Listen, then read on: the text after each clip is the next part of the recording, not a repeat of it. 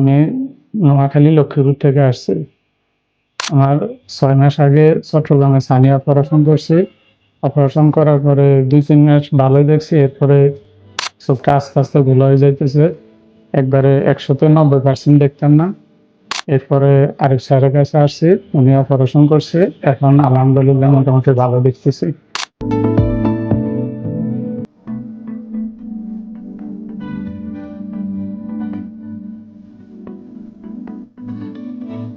আসসালামু আলাইকুম। আমি ডক্টর আরিফ পাঠান কথা বলছি রেটিনা গ্লোকোমা সেন্টার থেকে।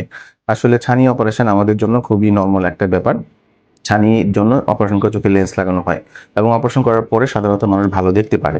কিন্তু কোনো কারণে যদি অপারেশন করার পরেও না দেখতে পারে তাহলে ভয় পাওয়ার কিছু নেই। বিভিন্ন কারণে এটা হতে পারে। বিশেষ করে যদি অপারেশন করার পরে চোখে ময়লা জমে আসে বা এক ধরনের ইনফেকশন হয়ে যায় বা চোখে রক্ত জমা হয় বা লেন্সটা যদি ঠিকমতো না থাকে, বিভিন্ন কারণে কারণে এটা হতে পারে। যদি অপারেশন করার পরেও আপনি ভালো দেখতে পাচ্ছেন না, তাহলে দেরি না করে অনতিবিলম্বে রেটিনা স্পেশালিস্টের কাছে চলে আসতে হবে। যেমন আমাদের কাছে উনি আসছেন, আমরা দেখি যে ওনার অপারেশন ভালো হয়েছে, লেন্স ঠিক আছে, কিন্তু লেন্সের পিছনে এক ধরনের ময়লা বা ইনফেকশন হয়ে গেছে। আমরা দেরি না করে দ্রুততম সময়ের মধ্যে ওই ইনফেকশনটা আমরা পরিষ্কার করে দিয়েছি অপারেশনের মাধ্যমে। এখন উনি ভালো দেখতে পাচ্ছেন। এই জন্য ছানি অপারেশন করার পরে যদি হঠাৎ করে আপনি ভালো না দেখেন, এতে ভয় পাওয়ার কিছু নাই। আপনাকে দ্রুততম সময়ের মধ্যে রেটিনা বিশেষজ্ঞের কাছে আসতে হবে। কিন্তু আপনি যদি দ্রুততম সময় না আসেন, অপারেশন করতে দেরি হয়ে যায়, তখন হতে পারে একটা সময় চোখের রেটিনাটা নষ্ট হয়ে যেতে পারে, তখন অপারেশন করেও লাভ হতে পারে না। এই জন্য যে কোনো সমস্যা হলে ছানি অপারেশনের পরে আপনারা দ্রুততম সময়ের মধ্যে রেটিনা বিশেষজ্ঞের কাছে যোগাযোগ করবেন।